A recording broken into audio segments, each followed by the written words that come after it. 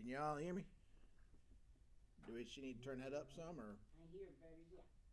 Alrighty.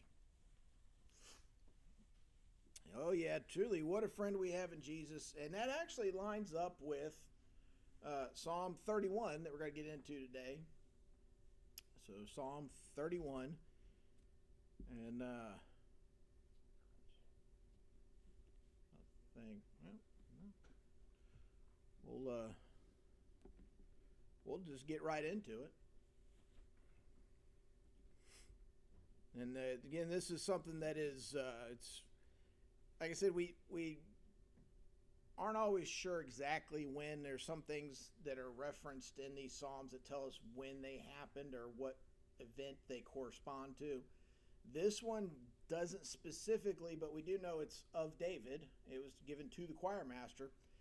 It kind of sounds like this was written after he had taken the throne, although it could apply to when he was dealing with Absalom and whatnot. But either way, it's applicable in its message, just as we sang in that last hymn, that we should take it all to Jesus. And that's what David gets in here and talks about. So, starting off verse 1, "In you, O Lord, do I take refuge. Let me never be put to shame. In your righteousness deliver me. Incline your ear to me. Rescue me speedily. Be a rock of refuge for me, a strong fortress to save me. For you are my rock and my fortress, and for your name's sake you lead me and guide me. You take me out of the net they have hidden for me, for you are my refuge. Into your hand I commit my spirit. You have redeemed me, O faithful God. I hate those who pay regard to worthless idols, but I trust in the Lord. I will rejoice and be glad in your steadfast love, because you have seen my affliction, and you have known the distress of my soul. And you have not delivered me into the hand of the enemy. You have set my feet in a broad place. Be gracious to me, O Lord, for I am in distress. My eye is wasted from grief, my soul and my body also. For my life is spent with sorrow, and my years with sighing. My strength fails because of my iniquity, and my bones waste away. Because of all my adversaries, I have become a reproach, especially to my neighbors, and an object of dread to my acquaintances. Those who see me in the street flee from me. I have been forgotten like one who is dead. I have become like a broken vessel, for I hear the whispering of many. Terror on every side, as they scheme together against me, as they plot to take my life. But I trust in you, O Lord. I say, you are my God. My times are in your hand. Rescue me from the hand of my enemies and from my persecutors. Make your face shine on your servant. Save me in your steadfast love. O Lord, let me not be put to shame, for I call upon you. Let the wicked be put to shame. Let them go silently to Sheol. Let the lying lips be mute, which speak insolently against the righteous in pride and contempt. Oh, how abundant is your goodness, which you have stored up for those who fear you and worked for those who take refuge in you, in the sight of the children of mankind. In the corner of your presence you hide them from the plots of men. You store them in your shelter from the strife of tongues. Blessed be the Lord, for he has wondrously shown his steadfast love to me. When I was in a besieged city, I had said in my alarm, I am cut off from your sight. But you heard the voice of my pleas for mercy, when I cried to you for help. Love the Lord, all you his saints, The Lord preserves the faithful, but abundantly repays the one who acts in pride. Be strong and let your heart take courage, all you who wait for the Lord. Dear Lord, Heavenly Father, we just thank you for your word. We thank you for the writings from David, dear Lord, as they give us examples of how to deal with life, dear Lord, of not just how to pray, dear Lord, but just how to rest in you and to put our faith and trust and commit our souls to you, dear Lord, that we may have salvation, that we may be saved from our enemies, dear Lord. And we just ask that you would be with us today in the service. Touch the hearts of those not here today, dear Lord, and all those that would watch these videos. Just help them to come to know you better and to see their need to be here in your presence and fellowship with us, dear Lord, that they may be able to further their knowledge of you. And we just ask for all this in Jesus' precious name. So we know that David had a lot of ups and downs, and we know that he dealt with a lot of issues. When he became king, there was already political strife. There was already arguments between northern part of the kingdom and the southern part of the kingdom. There was a lot of stuff that he basically inherited, so to speak, especially from Saul. And of course, we know that Saul caused a lot of problems when the spirit was taken away from him and the way that he was leading the nation. And so, it doesn't totally sound like there's little bits in here that maybe this was before he took the throne, but this sounds much later. And we know that David had to fight a great many battles. That's why he wasn't allowed to build the temple. He was able to get the plans and get all the materials together, but Solomon would eventually do it because of the stuff that David did. Solomon himself didn't have to fight any wars during his time as king. So we know in all these different battles, David was having to rely upon God. And even just as like when he was being the shepherd boy out there in the field, and he was fighting lions and bears and defending his flock. Just as when he went up against Goliath, he knew he could trust God and that God would deliver his enemies into his hand, as he says. But it's really easy for us to, and for David, it could have been easy as well, but it's easy for us to get caught up in everything we're doing, everything that's going on, and it's easy for us to lose sight of God.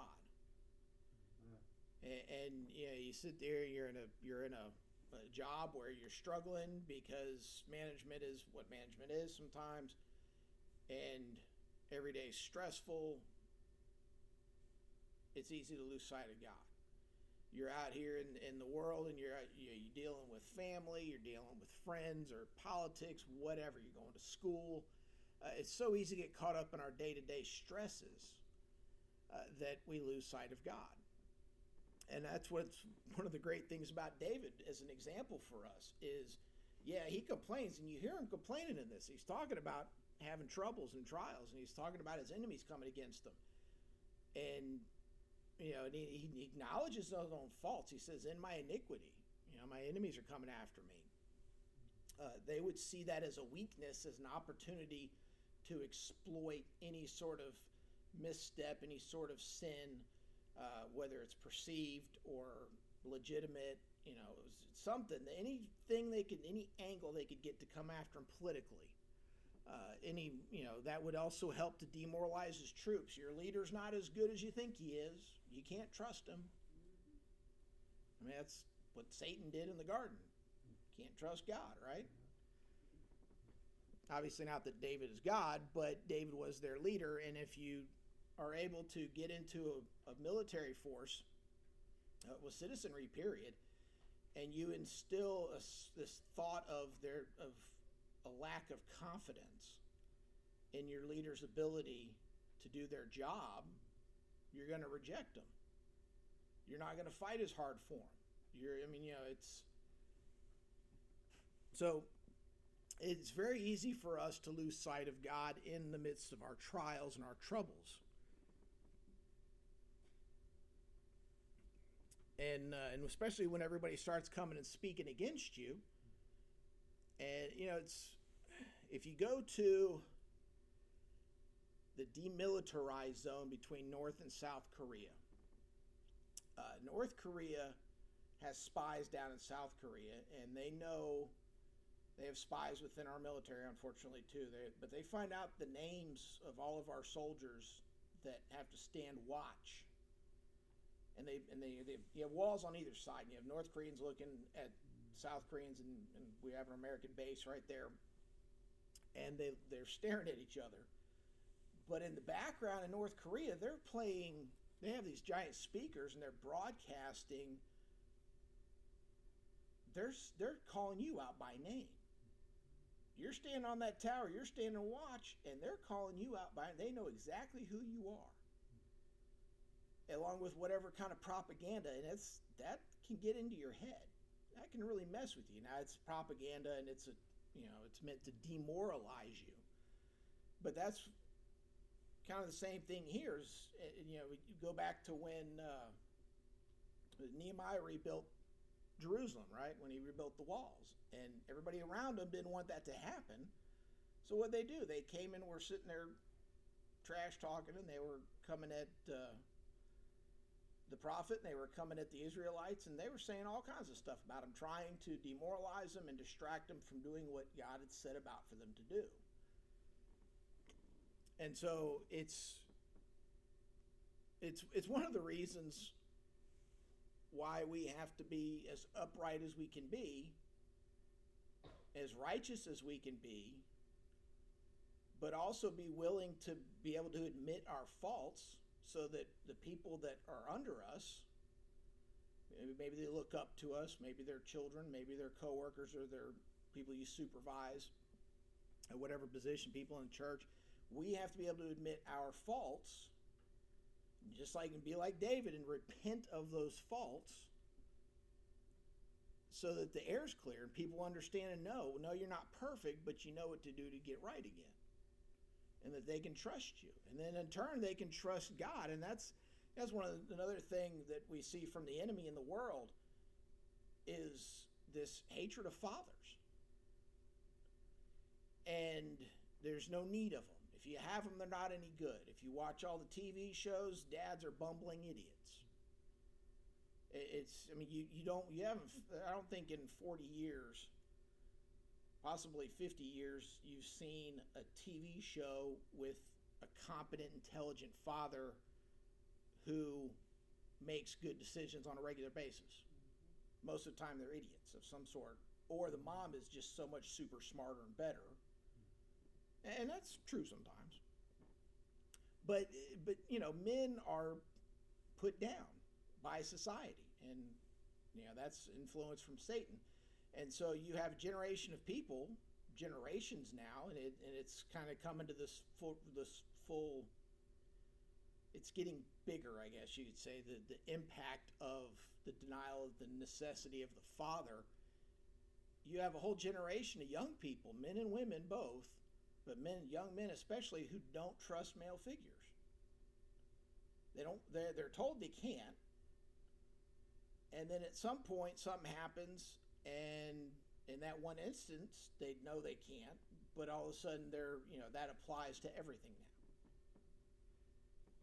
now. And so we have to be careful to what we let in, and we have to be careful to what we say and what we do. Otherwise, everybody sits there and points a finger. I kind of picked a fight on social media, and I'll respond. I follow a lot of religious stuff and a lot of Christian whatnots, and this one account asked, why do the Catholics have Jesus on their cross as the crucifix, right? So we on the Protestant side of things, which I don't, excuse me, I'm not a fan of the term Protestant. I came to Christ not to protest the Catholic Church. I came to Christ because he called me. Although tradition, everything else, we're in a Protestant church because we're not Roman Catholic.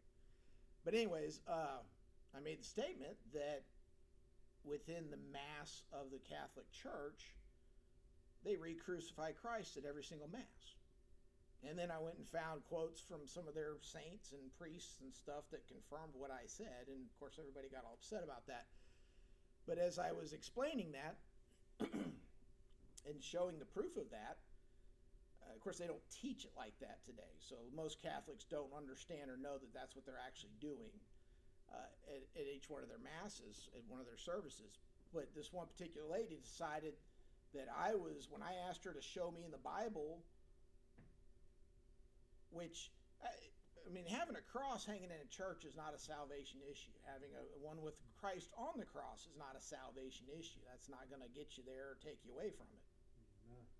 So it ultimately, it really doesn't matter. But it is one of those differences between Catholics and Protestants. But when I asked this lady who was arguing with me, I said, show me that in the Bible. Because if you show me in the Bible, and I don't mean one verse taken out of context. I mean a whole passage, a whole book. There's somewhere around 64,000 cross references in the Bible, from one book to the next, one verse to the next, all throughout from Genesis to Revelation. 64,000 cross references. Is that not amazing? So if you can take me and show me in this book over here in the Old Testament, we should be able to find a corresponding part in the New Testament, right? So anyways, I said, show me that in the Bible, because if you can show me in the Bible, I'll correct myself, repent, so to speak. I will correct myself, I'll learn, and I'll move forward with what the Bible actually says. And the moment I asked her to show me the Bible, all of a sudden, you're a hypocrite and people like you are the reason I left the church. Like, lady, I don't even know you. That's an excuse. It's an excuse. It is. And which I did my best to be as gracious as possible about the whole thing. I didn't get mad at her or bite back at her. But I just simply said, I'm sorry you got hurt in the church. I said, but that's not me. And, let's see what the Bible says. That's the ultimate thing. Because that's the problem you run into is, who has supremacy, God or man?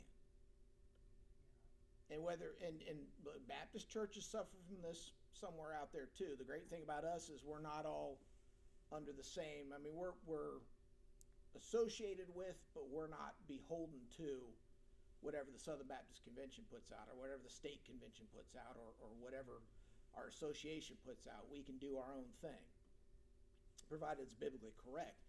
But you get into Roman Catholics, Greek Orthodox, and a number of other denominations, and you find out that everything's controlled from the top. And whatever they tell you is what you're supposed to believe.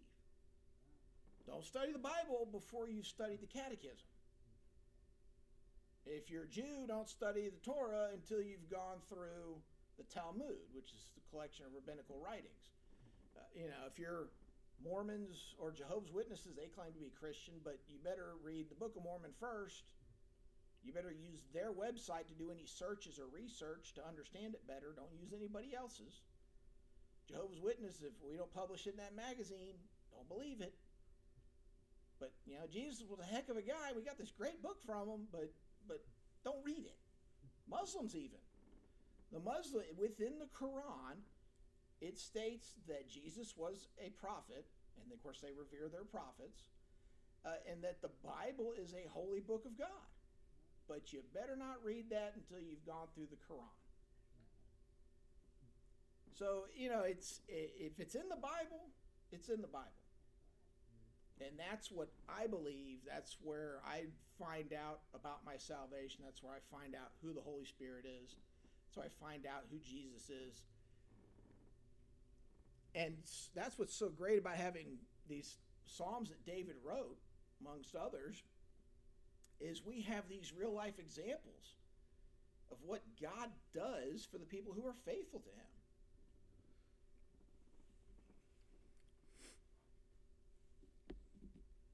And it's not wrong. Now, granted, we're in a different time. So David was actually fighting his enemies face to face. He was having to fight all these battles. So you want your enemy defeated, for sure, in order for Israel, not just David by himself, but the nation of Israel to be successful in their campaign to establish themselves as a nation. But that only happened. The Israelites were only successful when they did what? When they put God in front of them. When they put their faith and trust in Him and they obeyed His commandments. When they didn't obey, the whole tribe of Achan was put down because when Joshua and them entered into the promised land, and then Achan and his family, Achan himself, they were told specifically, don't take anything, don't steal anything, don't collect any spoils of war, don't, nothing. Well, he saw some stuff and he's like, ooh, I gotta have that. And he took it and he hid it, and his whole family knew he did it. And as a result, God took that moment to set him and his family as an example, and that was it. They were done. He smited them right there in front of the whole nation of Israel. Do what I say, or it's not going to go well for you. And we don't like to look at that and acknowledge those things, but God is like that. It's a lot like being a father. Child, if you don't do what I tell you to do, you're going to get a spanking. You're going to get grounded. I'm going to tell my daughter last night, I'm going to turn off the Wi-Fi if you don't get out here and do what you're told. So you got to be willing to put your foot down and stand your ground and say, this is how you're going to behave. And so that's what David learned that firsthand. When he did what God said do, he was successful. When he didn't, he was not successful. We saw the problems he ran into with Bathsheba, right? But if we focus on God, we put our faith and our trust in God. He says that in verse 14, but I trust in you, O Lord. I say, you are my God. Let's see, where is it? Where'd that verse go?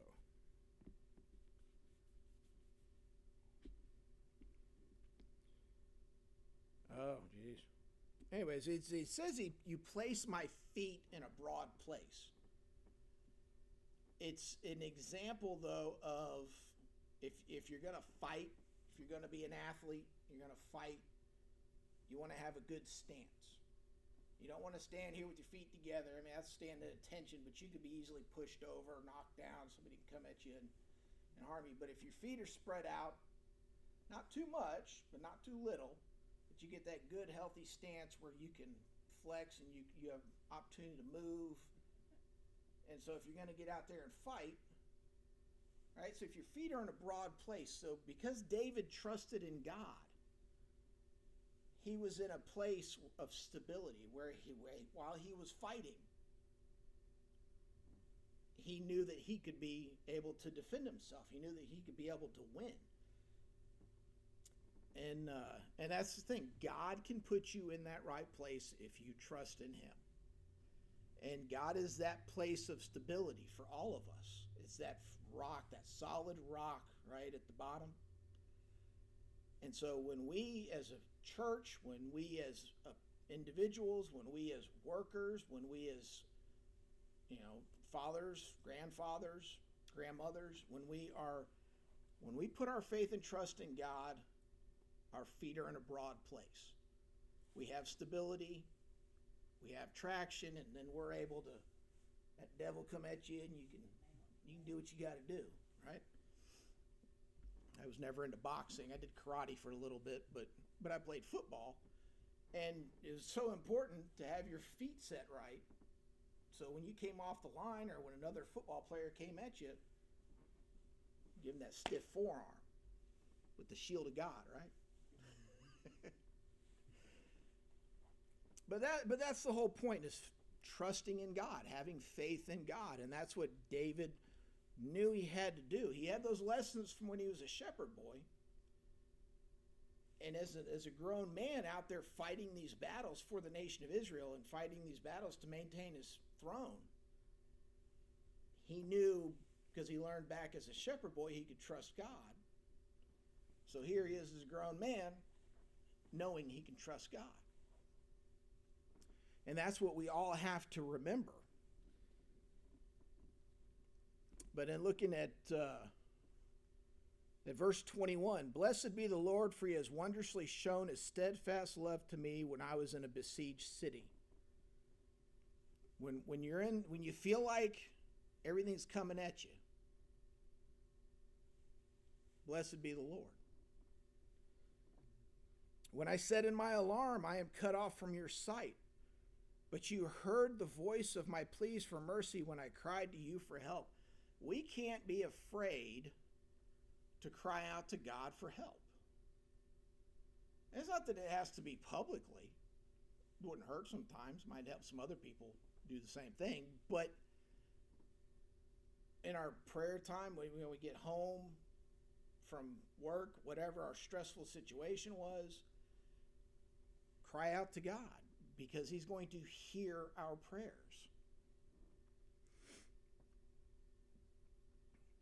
Verse 23, love the Lord, all you his saints. I love these last two verses, speaking to everybody else.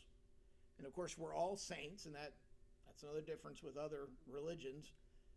We're all in the process of sanctification, and if we're set apart, then we're saints, right? That's the way that Peter and Paul address us. But verse 23, love the Lord, all you his saints. The Lord preserves the faithful, but abundantly repays the one who acts in pride. Be strong and let your heart take courage, all you who wait for the Lord. So many times we don't want to wait. We want to try and make it happen in our own power. And of course, that's when we fail, and then that's when we finally get down. Hopefully we get down to that point where we finally look up and go, okay, got it, you've got to do this. I can't.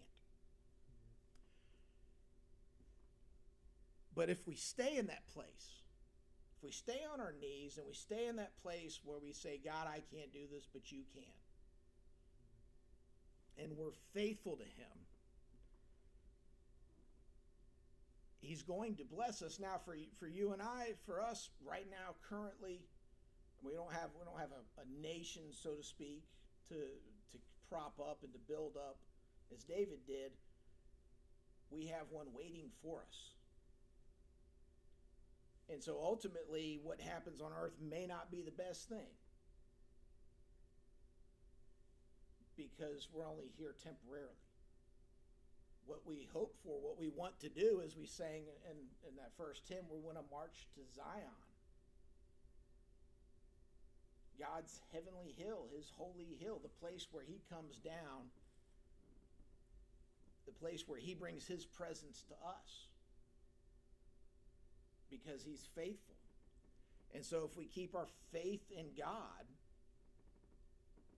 we're not going to, heaven on earth is a few thousand years from now. But our ultimate reward for staying faithful to God is going to be tallied up in heaven. So for David, it was fighting a war in a city to establish Jerusalem. For us, it's fighting a war to further establish his kingdom, so that when our time as sojourners, when our time as travelers here on earth is finished, we can stand before God in his holy place, and he can look at us and say, well done, my good and faithful servant.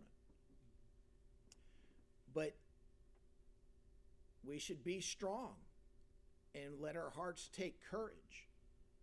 That's why it's so important to read the Bible, and not just the New Testament. It's so important to read the Old Testament. We can see the victories. But at the same time, and this is one of the things that comes up in textual criticism, when they start looking at the books of the Bible and should it be there or not be there, and authenticity of it. And one of the arguments for authenticity is embarrassment. Truthfulness of a document, especially something this old, who's going to write for future generations about all the embarrassing stuff you did? We have so much information about David and his failures. And I love what Bear Bryant said, is you learn more from losing than you do winning, right? But we have it so that when we study it and we read it and we learn it, we can know that, yeah, we're going to fail. But if we put our faith and trust in God, we will be victorious eventually. And if we just go ahead and put our faith and trust in God from the beginning of it, then we're going to be victorious.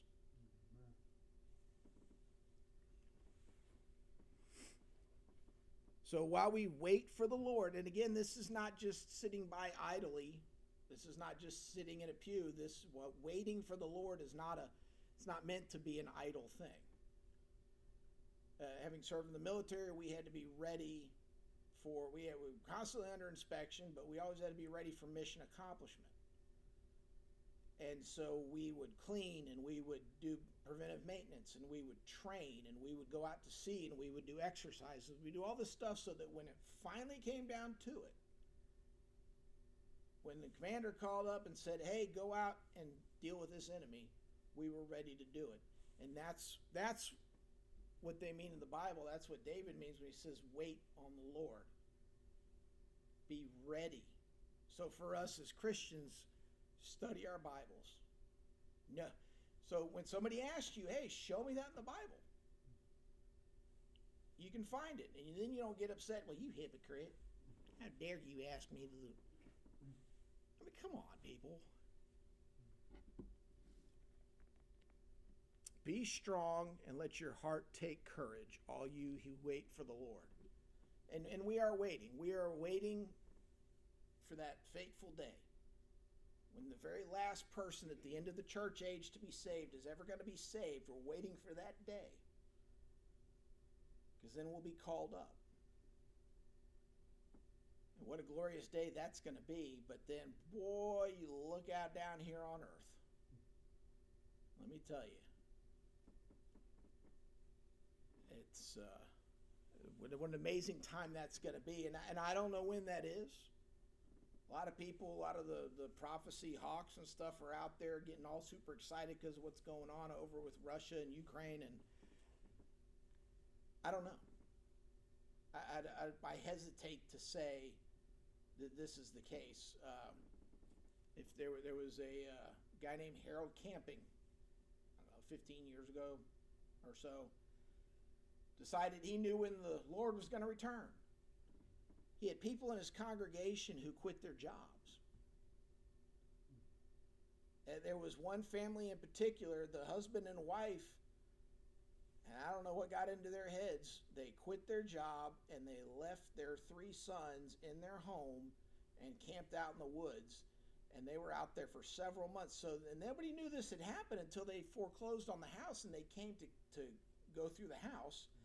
And these 3 boys had been living there, feeding themselves, going to school, and paying the power bill and stuff and keeping the lights on. I mean, yeah, great for them, but what's wrong with your parents, right? And so I took note of that, and I said, I don't ever want to be that guy. I don't ever want to lead anybody astray to do something stupid. I don't want to have anybody, I don't ever want to get the word of the Lord so wrong that people go and do stupid stuff like that. But be strong and courageous and wait on the Lord. And of course, waiting is not just sitting idly by. And so while we wait for the Lord to return, let me rephrase that. That's actually not the way to put it, because we're not waiting for the Lord to return, because we're going to get called up in the rapture. The Lord's not going to return to the end of the tribulation period. So while we're waiting for the rapture to happen, we need to be busy about the Lord's work, fighting in his kingdom to further his kingdom, for his glory, not ours.